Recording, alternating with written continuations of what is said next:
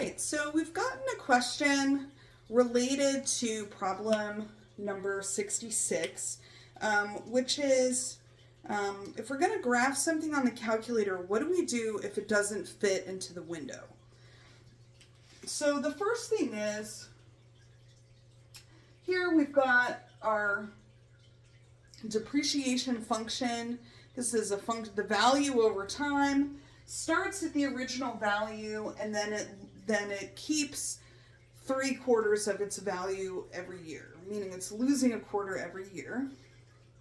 And if we're going to graph this in the calculator, remember, we can rewrite an equation like this. Our output is just our y, and our input is our x. So we can input this into the calculator like this. I've already gone ahead and done so, but if we are in our calculator and we hit the y equals button, then we can just go ahead and enter the equation using the y and x, even though in this particular problem it's given to us with v and t. Really, it's just a question of what's the input and what are the outputs. Now, when I hit graph, it struggles and then I see nothing. So here then we've got a situation where my window does not fit. So I'm going to have to adjust my window, but I need to know how to adjust it. The first thing that I'll do in a situation like this is I'll double check what my inputs are and what my outputs are. What I mean is this. What x am I asked for? I'm asked for the value after 2 years. So I'm looking for 2 years, which means, my x probably needs to go from maybe from 0 to 10. So I don't need my x to be really huge. I'm not going to own this car for 10,000 years. I'm asked to find when t is 2 or when x is 2 and my input is 2. So I don't need to adjust my x-axis a lot.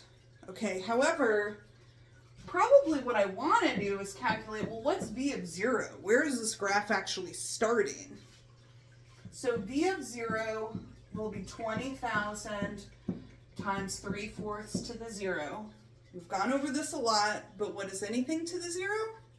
Anything to the 0 is 1. So this means that this is just 20,000 times 1. So v of 0 is just 20,000. Well, that is pretty big, so my y-axis needs to be pretty big to fit this number. Maybe I need this to go from 0 to, 25,000.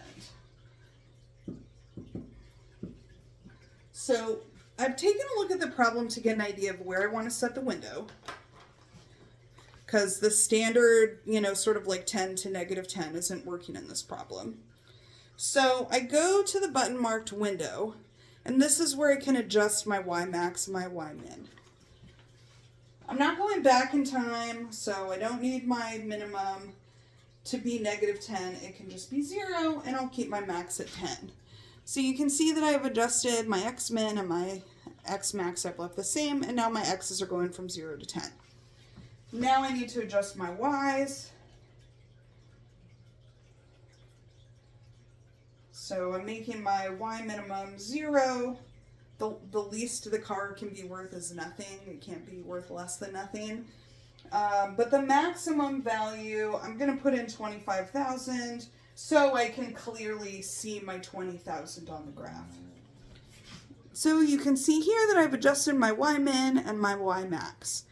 Now I'm going to go ahead and hit graph again.